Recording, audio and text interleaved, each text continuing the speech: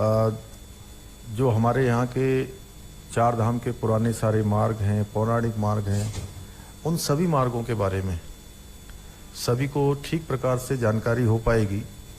और जो हम पर्यटन के क्षेत्र में जब हमारा ये राज्य बना था, उस समय राज्य की मूल अवधारणा में अगर कोई बात सबसे ज़्यादा हमारे लिए आधार स्तंभ का काम करती थी, तो वो आधार स्तंभ था कि हमारा राज्य पर्यटन के क्षेत्र में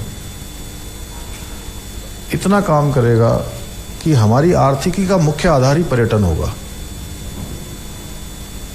और इस प्रकार की जो हमारी पुस्तक है, इस प्रकार का जो पैदल मार्ग से भ्रमण है, निश्चित रूप से वो हमारी इस अवधारणा को और इस आधार स्थापना को जो हमने सोचकर हमारा राज्य का निर्माण हुआ था, उसको कहीं न कहीं आगे बढ़ाने का काम करेगा।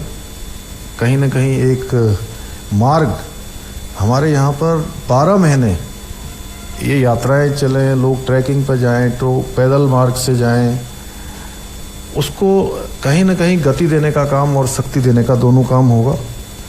क्योंकि मुझे आज इसलिए भी खुशी हो रही है कि 25 अक्टूबर 2021 को जब उस समय बिल्कुल हमारा चुनाव सर पर खड़े हुए थे और कई बार कार्यक्रम हम लोग करते थे तो लोगों को लगता था कि हंसी मजाक हो रही है। मैंने इसको महसूस किया, मैंने महसूस करता था मैं, लेकिन मैं बताता नहीं था किसी को। मैं देखता रहता था। बंशीधर जी, सचिन जी आप थे ना उस समय, तो आप तो आते जाते थे कर, उस समय पर्यटन में नहीं थे आप। तो ये जब ये यात्रा के लिए लोग यहाँ आए थे तो मुख्यमंत्री निवास में ही जो है मैंने उनको हरी झंडी दिखाई थी 25 अक्टूबर 2021 को। 25 सदस्यों का ये दल था जिसको मैंने रवाना किया और इसको उत्तराखंड पर्यटन विकास बोर्ड UTDB के ने ट्रैक द हिमालय के साथ मिलकर इसको संचालित किया था और उस दल ने अपनी पूरी यात्रा करी, जहां आदि गुरु शंकराचार्य ने 8वीं शताब्दी में वैदिक छात्रवृत्ति को पुनर्जीवित कर बौद्धिक हिंदू धर्म ज्ञान गंगा के भावनात्मक हिंदू मार्ग, भक्ति मार्ग से जोड़ने का काम किया। इस यात्रा ने भी अनोखो सोपान तय किए। ये गर्व का क्षण है कि जब उत्तराखंड की पुरानी पगडंडियों का पता लगाने के लिए इस युवा दल की यह पहल, हमारी जो बहुत पुरानी सदियों पुरानी विरासत है, जिसके बारे में भी आदरणीय महाराज जी कह रहे थे कि उसको संरक्षित करने की दिशा में एक बड़ा कदम है। और इसमें जो ये पुस्तक है, इसमें इन्होंने चार धाम यात्रा का ट्रैक का नक्शा, धामों की प्राचीन आध्यात्मिकता, बाबा कमली काली कमली द्वारा बसाए गए चट्टियों का भी इसमें उल्लेख किया गया है। और निश्चित ही ये यात्रा हमारी चार धाम यात्रा को और उत्तराखंड को इससे एक नई पहचान मिलेगी। अभी पिछले दिनों एक पुस्तक का विमोचन मैंने इसी सभागार में किया था। आराधना जौहरी जो पूर्व में IAS अधिकारी रही हैं, वरिष्ठ काफ़ी जगह पर उन्होंने काम किया, नैनीताल में जिलाधिकारी रही, उसी जगह पर उनके पिताजी भी जिलाधिकारी रहे। तो उस पुस्तक का मैंने यहाँ पर विमोचन किया था, उस समारोह में भी मैं शामिल हुआ था। उसमें भी उन्होंने सभी यहाँ के जितने हमारे पौराणिक मंदिर हैं और ऐसे ऐसे स्थान जहाँ पर जाना सामान्य व्यक्ति के लिए थोड़ा कठिन होता है, वहाँ पर जाकर भी उन्होंने उसके चित्र लिए और उनका विश्लेषण किया है। तो उस अवसर पर भी मैंने कहा कि इस पुस्तक का निश्चित रूप से जो हमारा धार्मिक पर्यटन है, हमारा तीर्थाटन है, पर्यटन के क्षेत्र में जो हम काम करना चाहते हैं, वो पुस्तक भी बड़ी सहायक होगी। इसी प्रकार से यह पुस्तक भी हमारे लिए एक मील का पत्थर साबित होगी और जो हमारे लोगों ने अच्छा काम किया है उन सभी को सम्मानित करने का अवसर मिला है।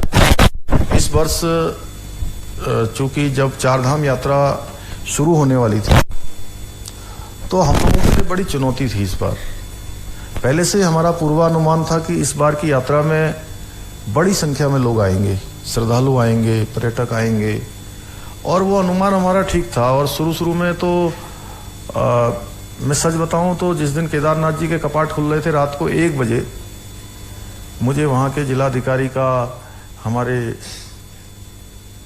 अपर मुख्य सचिव राधा रतूड़ी जी का, इनका सबका फोन आया कि यहां पर तो 20,000 से भी ज्यादा लोग आ गए हैं और लोग बाहर घूम रहे हैं। सुबह मुझे भी यहां से जाना था कपाट खुलने के अवसर पर, तो बड़ी चुनौती थी कि भाई अब इतनी रात में, अब यहाँ पर तो तापमान, हम लोगों को गर्मी लग रही है, एसी में हम अंदर रहते हैं, लेकिन वहाँ तो -डिग्री में तापमान होता है।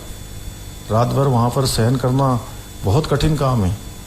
तो चिंता हुई कि किसी तरीके से जो है इन लोगों को कम से कम रात भर के लिए छत मिलना चाहिए। वहाँ पर हमने बात करी, हमने कहा किसी तरीके से रात की व्यवस्था करवाइए। रात की व्यवस्था उनकी करवाई गई, सभी लोग ठीक प्रकार से हो गए और किसी किसी दिन तो वहाँ पर 25-25 हजार लोग पहुँच गए।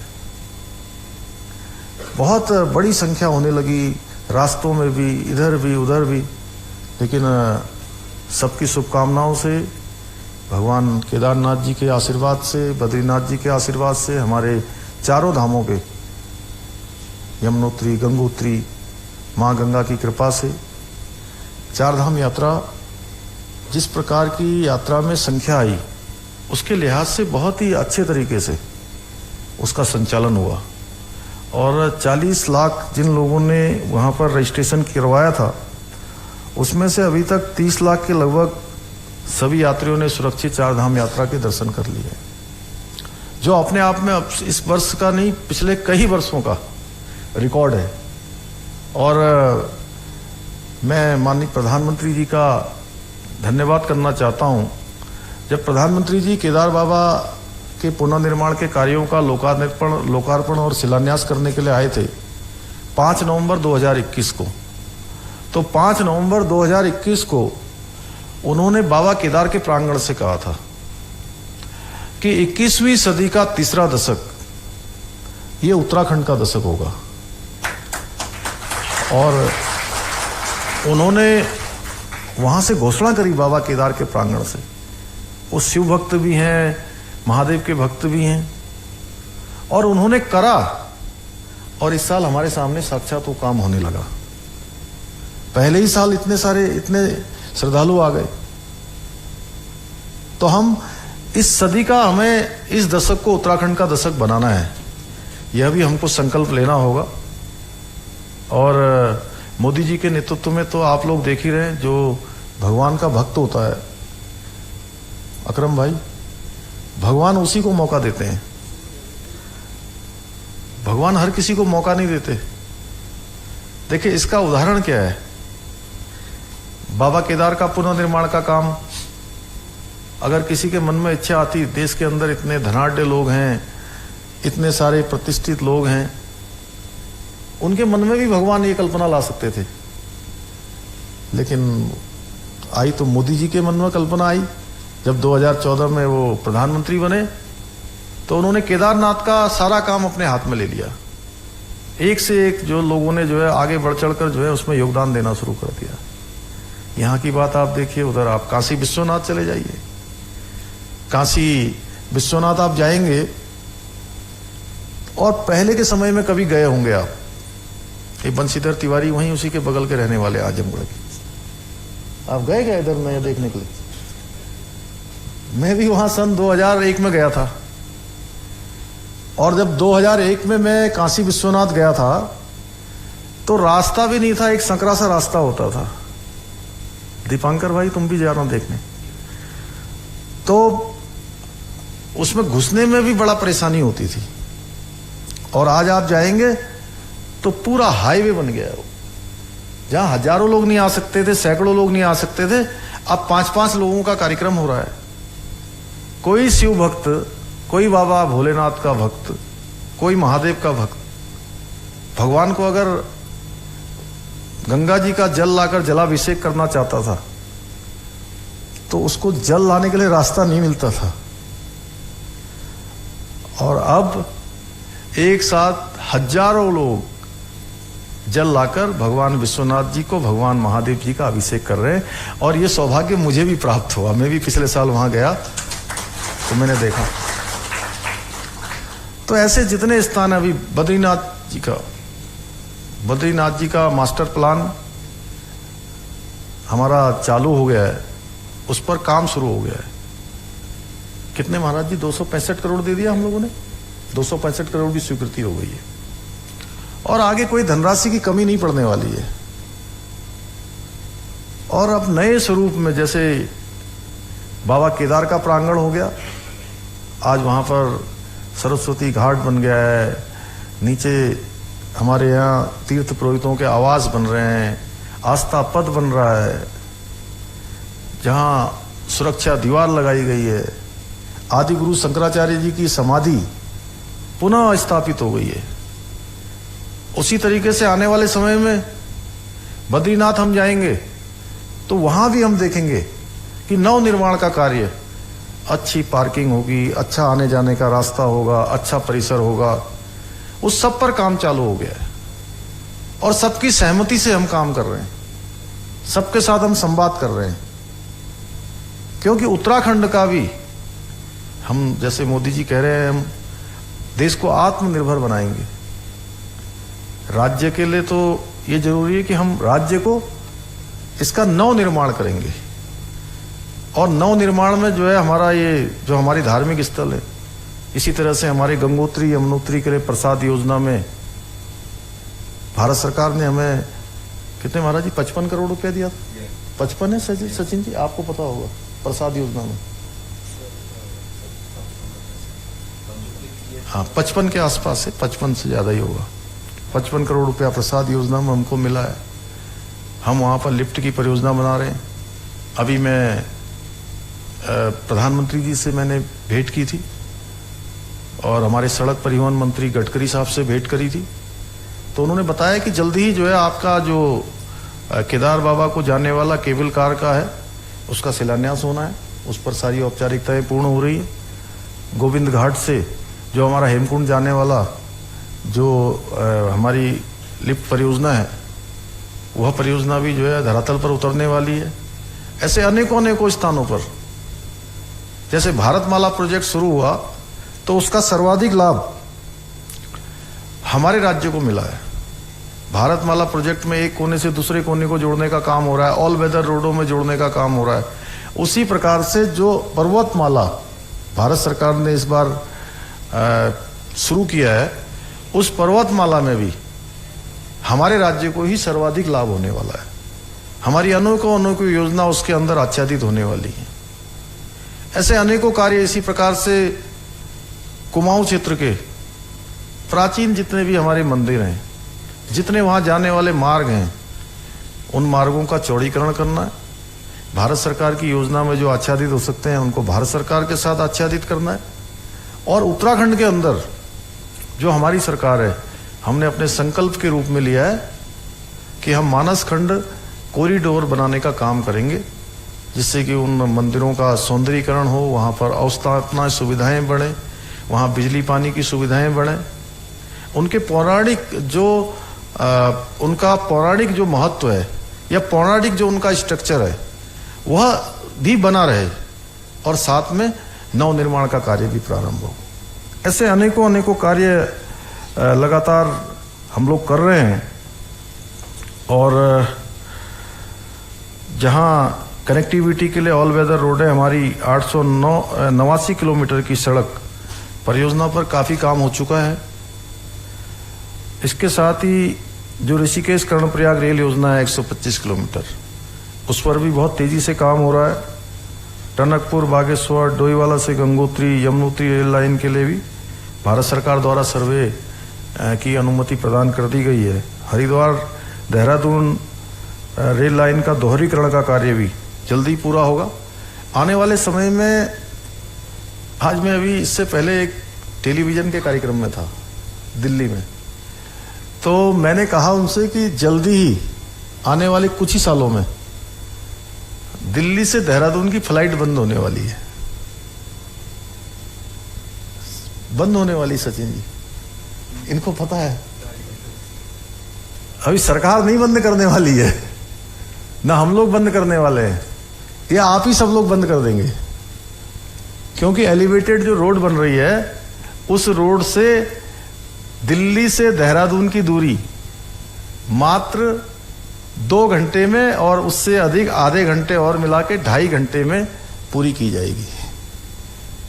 जब 2.5 घंटे में आप दिल्ली पहुंच जाएंगे 2 से 2.5 घंटे के बीच में, तो मेरे ख्याल से फिर कोई हवाई जहाज से नहीं जाना चाहेगा। और इस शहर में देहरादून शहर, हमारा हरिद्वार, ऋषिकेश, मसूरी, धनौल्टी, आसपास का जितना भी हमारा क्षेत्र है, इस पूरे क्षेत्र में आने वाले समय में बहुत बड़ी संख्या में पर्यटक आने वाले हैं। और मैं तो कह रहा हूं कि अब सभी लोगों से, जो भी मुझे होटल वाले ये सब मिलने आते हैं, मैं उनके हमेशा कहता हूं, भाई आप 1-2-3 सालों के अंदर जो है आप लोगों के पास इतने लोग आने वाले हैं, क्योंकि जिस दिन छुट्टी होगी फ्राइडे को छुट्टी होगी, सबने अपनी कार उठानी है दिल्ली से, नोएडा से, गाजियाबाद से, गुड़गांव से, उसी सीधे यहीं आ जाएंगे। 5 बजे ऑफिस बंद होगा उनका, 6 बजे अपने घर पहुंचेंगे, और वहीं से अगर 7 बजे भी चल देंगे तो समझ लीजिए कि 9:30 बजे तक देहरादून पहुंच जाएंगे, ऋषिकेश पहुंच जाएंगे, हरिद्वार पहुंच जाएंगे। तो हमें उसके लिए भी तैयार होना होगा। पर्यटन भी बढ़ेगा, लोग भी आएंगे, उसी हिसाब से हमें अपना ट्रैफिक प्लान बनाना पड़ेगा, उसी हिसाब से हमारे होटलों की व्यवस्था होनी पड़ेगी। तो इस सब क्षेत्रों में ये हमारे लिए आने वाले समय में चुनौती भी है। इस बार जैसे 4 धाम यात्रा हमारी बहुत अच्छी हो रही है, कांवड़ यात्रा ने भी इस बार ऐतिहासिक हुआ है। पहली बार कांवड़ यात्रा में हम लोगों ने, मैं और सतपाल महाराज जी हरिद्वार गए थे, और हमने जब उसकी समीक्षा बैठक करी, तो समीक्षा बैठक में हमने पूछा वहां पर मैंने कि भाई कुंभ के लिए हर साल हम लोग धनराशि यहां से जारी करते हैं, और इसमें भी इतने करोड़ों लोग आ रहे हैं, तो इसमें टॉयलेट लगेंगे, बिजली लगेगी, पानी की लाइनें लगेंगी, अवस्थापना सुविधाएं जो टेम्परेरी होती हैं वो भी बनेंगी, कुछ काम ऐसे होंगे जो जरूरी करवाने होंगे, तो इसके लिए बजट कहां से आएगा? तो पहले बोले साहब विभागीय हो जाएगा। मैंने कहा विभागीय वही लीपा पोती होगी, और फिर कांवड़ में आने वाले लोगों को परेशानी नहीं होनी चाहिए। ये पहली बार हुआ है कि इस बार कांवड़ यात्रा के लिए भी हमने यहां से बजट जारी किया है, और केवल हरिद्वार के लिए ही नहीं, हरिद्वार के साथ साथ जो हमारे अन्य जो जिले पड़ते थे, जिसमें टिहरी का भी कुछ हिस्सा आता है, पौड़ी का भी कुछ आता है, देहरादून का भी कुछ हिस्सा आता है, इनको भी किया है। आने वाले समय में हम और अच्छी व्यवस्था करेंगे।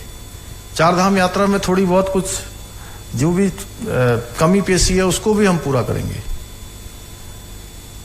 हालांकि बाद में सारे लोग समझ गए, शुरू के दिनों में कुछ इस प्रकार के लोगों ने यह भी माहौल बनाने का प्रयास किया कि 4 धाम यात्रा में आने वाले लोगों की इतनी डेथ हो गई है, अव्यवस्थित हो गया है, व्यवस्था ठीक से नहीं हो पा रही है, ठीक से कंट्रोल नहीं है। मैंने और महाराज जी ने, हम लोगों ने लगातार उसकी मॉनिटरिंग करी, सारे हमारे अधिकारीगणों ने भी, सारे हमारे जिलों में जो अधिकारीगण तैनात हैं उन्होंने भी, सब ने, और आम जनता ने भी। और मैं उस क्षेत्र में जितने हमारे व्यापारीगण हैं, उस यात्रा रूट पर पड़ने वाले, उनको भी कहीं ना कहीं कभी थोड़ी कहीं पर परेशानियों का सामना भी करना पड़ा, लेकिन वो लोग, उन्होंने कहा कि 2 साल बाद यात्रा हो रही है और इसमें सबको योगदान देना चाहिए। सभी लोग आगे आए, और सबका आज चूंकि 2 साल से यात्रा नहीं चली थी, 2 साल से यात्रा न चलने के कारण से बहुत सारे जो हमारे व्यवसाय करने वाले हैं, 4 धाम यात्रा में काम करने वाले हैं, उनकी स्थिति क्या हो सकती है, काफी खराब हो गई थी। पिछले सालों में तो हमने उनके लिए 200 करोड़ रुपए का एक पैकेज भी सरकार की तरफ से दिया था, जिसमें छोटे होटल वाले, टैक्सी वाले, कैब संचालक, हमारे गाइड, नौकायन से जुड़े हुए लोग, सभी के लिए। तो ऐसे अनेकों चीजों पर हम लोग काम कर रहे हैं, और माननीय प्रधानमंत्री मोदी जी हर तीसरे महीने में हम लोगों की भी समीक्षा कर रहे हैं। लगातार हमारी बैठकें हो रही हैं और सारे एक एक बिंदु पर उनका डिस्कशन होता है। उत्तराखंड राज्य से उनका बहुत जुड़ाव है और उन्होंने हमसे अपेक्षा करी है कि 2025 में जब हमारे राज्य का स्थापना दिवस मनाया जा रहा होगा, रजत जयंती वर्ष, उस समय हमारा पर्यटन विभाग, पर्यटन से जुड़े हुए लोग इसको सेलिब्रेट करेंगे, धूमधाम से हम जश्न को मनाएंगे। उस जश्न की तैयारी लेकिन आज से ही हमको करनी होगी कि हम पर्यटन विभाग में कौन सा ऐसा काम करेंगे, कौन सी ऐसी योजना लाएंगे। महाराज जी के मार्गदर्शन में हमारे सचिन कुर्बे जी हैं, रविशंकर जी हैं, ये बड़े काबिल अधिकारी हैं हमारे, और पर्यटन हमारा मुख्य आधार है। और आप सब लोग बहुत काबिल हैं, सब लोग बैठे हैं, विभिन्न विभिन्न क्षेत्रों में काम करना है कि हम कैसे अपने पर्यटन को और अच्छा करें। लोग भूल जाएं सब, हमारे ऊपर भगवान की इतनी कृपा है, ऊपर वाले की। देखिए उत्तराखंड अगर हम देखें तो उस हिसाब से हमारी आबादी 1,25,00,000 है, लेकिन हर कोई जानता है कि यहाँ 4 धाम है, यहाँ हरिद्वार है, यहाँ नैनीताल है, यहाँ मसूरी है, यहाँ देहरादून है, ऐसे अनेकों स्थान यहाँ पर हैं। गंगा जी हैं, यमुना जी हैं, देवभूमि है। हमारे बगल में भी अन्य राज्य हैं, देखिए आप। लेकिन हम लोग हमेशा चर्चा में रहते हैं, ये हमारे ऊपर भगवान की कृपा है। तो हम सब लोगों को ये जरूर तय करना होगा कि हम लोग इस प्रकार की जो गतिविधि है पर्यटन के क्षेत्र में, वो लोगों के लिए सुविधाजनक हो। आने वाले लोगों को लगे कि वो बार बार आए यहाँ, बार बार आए। अगर थोड़ी सुविधा अच्छी मिलेगी, किसी होटल वालों के बारे में तो मैं ये कहता हूँ कि कोई होटल यहाँ से, किसी होटल वालों के बारे में तो मैं ये कहता हूँ कि कोई होटल यहाँ से अगर 20 किलोमीटर दूर भी है, अगर वो अच्छा खाना देते हैं, स्वादिष्ट, अच्छा कमरा देते हैं, साफ सुथरा, अच्छा लोगों की आवभगत करते हैं, तो जो पास वाले होटल है ना, उनको छोड़ के वहीं जाना प्रेफर करता है। तो हमारी सबकी मानसिकता ये भी होनी चाहिए कि जो हमारा आने वाला पर्यटक है, आने वाले श्रद्धालु हैं, वो केवल एक बार ना आए, वो बार बार उत्तराखंड आए, कहे कि मुझे बार बार आना है। तो हम इस प्रकार की व्यवस्था को करेंगे। अनेकों कार्यक्रम और भी हमारे इसमें संचालित हो रहे हैं, होंगे। तो मैं आज के अवसर पर सभी हमारे प्रतिभागियों को अभियान के तहत 25 सदस्यों की विशिष्ट टीम, जिसने 51 दिनों तक 1170 किलोमीटर का सफर तय कर पुराने 4 धाम और शीतकालीन 4 धाम मार्ग को खोजने का काम किया है। उत्तराखंड विकास बोर्ड के अधिकारियों, कर्मचारियों, ट्रैक द हिमालयों के सदस्यों, इस पुस्तक की लेखिका पलोमा दत्ता के साथ ही फोटोग्राफर, डिजाइनर सहित प्रत्यक्ष एवं अप्रत्यक्ष रूप से जिन्होंने भी अपना योगदान इसमें दिया है, मैं उन सबको, सदस्यों को बहुत बहुत बधाई देता हूं और आप सबका आभार प्रकट करता हूं। बहुत बहुत धन्यवाद। उत्तराखंड से जुड़ी ऐसे ही रोचक वीडियो और खबरें सबसे पहले पाने के लिए आज ही सब्सक्राइब करें हमारा YouTube चैनल और बेल आइकन को जरूर प्रेस करें। वीडियो को लाइक करें और शेयर करना ना भूलें।